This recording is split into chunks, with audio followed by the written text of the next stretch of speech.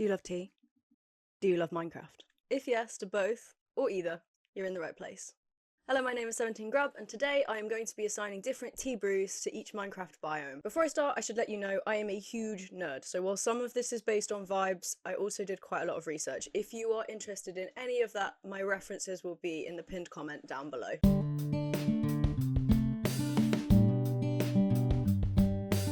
Right, starting out with the basic teas. Not much complexity to this. I have a feeling most of you will agree with me. English breakfast tea. The traditional standard brew and my personal favourite go-to. Splash of milk, no sugar, if anyone's asking. I've assigned this brew to the oak forest. Sturdy, consistent, common. Add some birch for a splash of milk.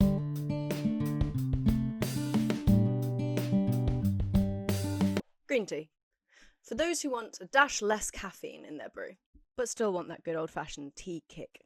Both black and green teas are made from the newest grown top leaves of the Camellia sinensis plant, whereas black tea, the leaves are allowed to oxidise. With green tea, the leaves are steamed, at least in Japan. I am assigning green tea to the plains biome, as it is clearer and less dense than black tea, but still fairly common. Also, for those that love, a good list of health benefits. Drinking green tea has been shown to reduce the risk of cardiovascular disease, certain forms of cancer, has an anti-hypertensive effect, assists in weight maintenance, has antibacterial properties, neuroprotective properties, increases bone density, and somehow protects from ultraviolet light, though I haven't looked too deeply into that one. Maybe you have to rub the leaves on your skin.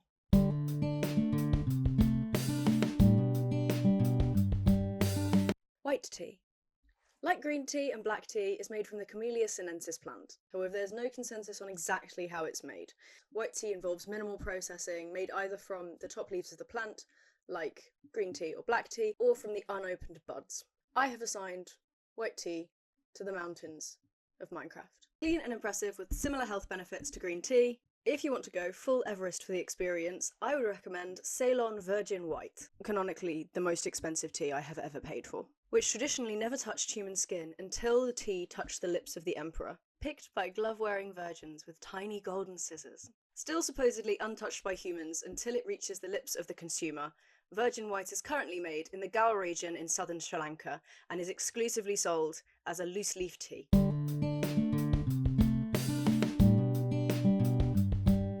Earl Grey. Earl Grey. The taiga biome. Like the oak forest, but with a touch more class. Tea, Earl Grey, hot. Simply put, this is some people's preference over breakfast tea. It is the same black tea base, but infused with slightly floral bergamot.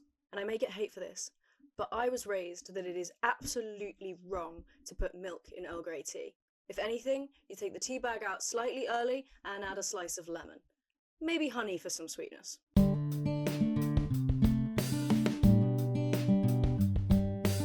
Jasmine tea, a Chinese scented tea, using a black, green or white tea base and infused with lovely floral jasmine. It's the cherry blossom biome. I don't think anybody is going to argue with me on this.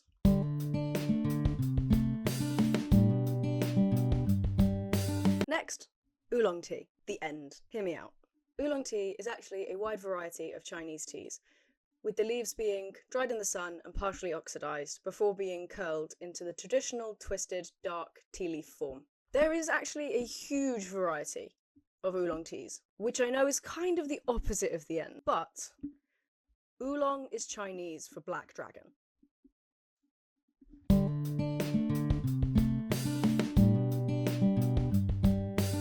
Dark tea, which I'm associating with the dark forest. Not to be confused with black tea, dark tea undergoes additional fermentation and aging after the oxidation of the tea leaves.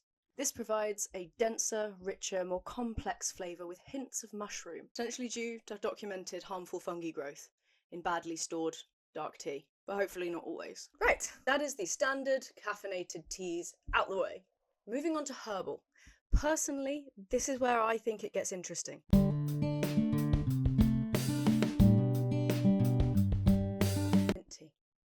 Ice spikes. Imagine the cool breeze on a frozen day as you breathe in and out.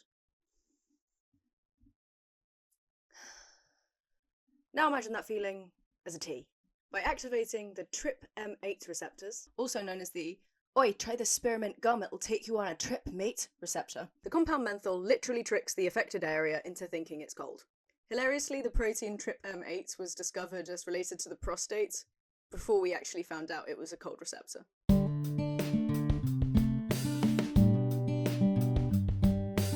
Lemon and ginger. Lemon and ginger are both famously good for when you're feeling a bit rough. With acid from lemon and compounds in ginger like gingerols and shoggols. With acid from lemon and compounds in ginger like gingerols and shoggols, providing a mild antibacterial effect in a lab setting. Add a bit of honey to soothe the sore throat you may have. Notably, ginger is recommended to calm an upset stomach, soothing symptoms such as bloating, heartburn, and gas, and has notable anti-nausea effects. Recent studies suggest this is to do with the effect on serotonin and acetylcholine receptors in the brain, decreasing the feeling of nausea, and is why ginger biscuits and ginger tea are often used by pregnant women to decrease the symptoms of morning sickness. Now, where am I going with this? The savanna biome. Acacia trees have also been used for their supposed medicinal properties throughout human history, with the bark being used to treat digestive issues such as diarrhea. According to WebMD, gum arabic is still sometimes used to treat IBS, although there is no actual scientific evidence that this works. And then there's the colour scheme of the savanna. Yes, I have put these two together based primarily on vibes.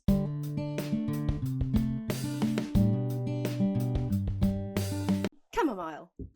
The tea famous for lulling you to sleep. The pale oak forest. Is it just me, or is there something about being told you can't close your eyes that makes you really want to close your eyes? Just think about it. Don't blink. Don't blink. Aren't your eyelids starting to feel heavy now? Now think of the plain grey coloration and the rarity of this biome. Chamomile tea is exclusively used for one use and one use only, and nobody is choosing to drink it first thing in the morning. If you do, please say so in the comments so we can all call you crazy.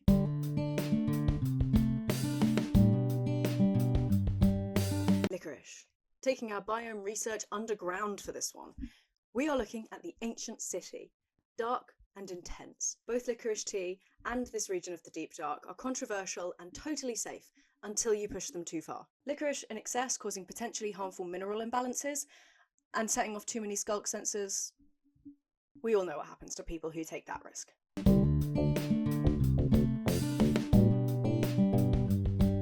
Rooibos. A light, earthy and caffeine-free South African tea. I've put rooibos as the flower forest. Hear me out. Rooibos is a caffeine-free herbal tea made from the leaves of Aspalathus linearis. This is then used to produce a variety of herbal teas by mixing in other herbs, flowers, fruits, or sweeteners, similar to what we do with black tea. The benefit of rooibos tea is you gain the earthiness of the more standard teas while maintaining the caffeine-freeness of the herbals, for those that desire the taste of tea, but not the rush. To put simply, a standard forest, but lighter and with more variety. The flower forest.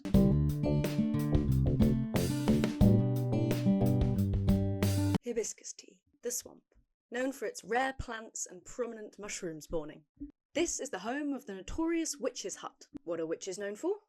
Potions. Yes, we can get poisons and the like from brewing ingredients, but we can also heal. Hibiscus has a variety of medicinal benefits actually proven by medical science in lab settings. There's no evidence that drinking the tea will actually cure you of anything. From reducing blood pressure in hypertensive adults, containing high amounts of antioxidants like a lot of other low caffeine teas, and certain studies suggest its potential for anti-cancer and cancer prevention strategies in the future. Along with this, hibiscus has a sweet cranberry flavour and a bright red coloration, so it may as well be the real-life health potion.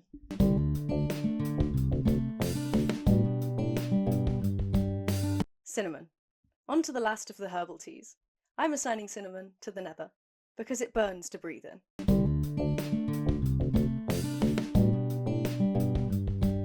Quickly, a few short but sweet entries. Chai tea latte, lush caves. Dense and thick and full of flavour. Matcha, jungle. Green and thick and full of flavour. Bubble tea, coral reef, colourful, fun and pretty.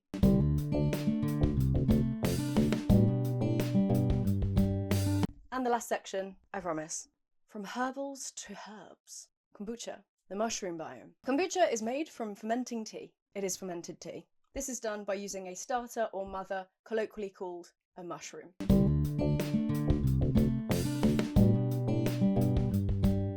Long Island iced tea. I'm not explaining this one.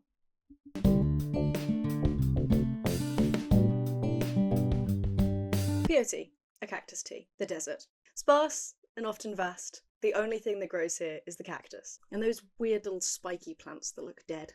In real life, peyote is a small cactus, sometimes brewed into a tea, with notable psychoactive properties due to a chemical called mescaline. Harvesting, using, or transporting peyote is currently illegal in the USA, with the exception of use for specific religious ceremonies by Native American tribes such as the Navajo or Apache. I apologise if I'm pronouncing any of these wrong. With groups such as Aze Bina Haga of the Dine Nation petitioning for the decriminalisation of the sacred living creature due to its religious significance in their culture. Sorry again for pronunciation.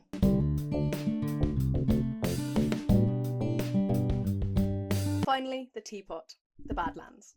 Now I know this isn't a tea, but a good teapot can make or break a good cup of tea, and many people swear by a good quality aged clay teapot. What is the number one rule? You never clean your teapot. You just rinse it with hot water after use. This allows the residue to build up on the inside of the teapot, giving future brews more complexity, depth, and flavour. This is my teapot, however. I don't clean it, I just rinse it. But I don't exactly think it's what ancient Chinese philosophers were thinking when they described the perfect teapot. I also make most of my tea directly in the mug. I only use this when I want to feel fancy. And that brings us to the end of my excessive research into tea and only slight application to Minecraft. If you think I'm wrong about any of these, or you're annoyed at the many biomes and teas I've missed, put your ideas in the comment section below and maybe I'll do a follow-up. Thank you very much for watching. I have been 17 Grub. If you enjoyed, please like and subscribe. Leave a comment in the comment section below letting me know what's your favourite tea, what's your favourite biome. Do they match? Have a wonderful day. Thank you very much. Bye.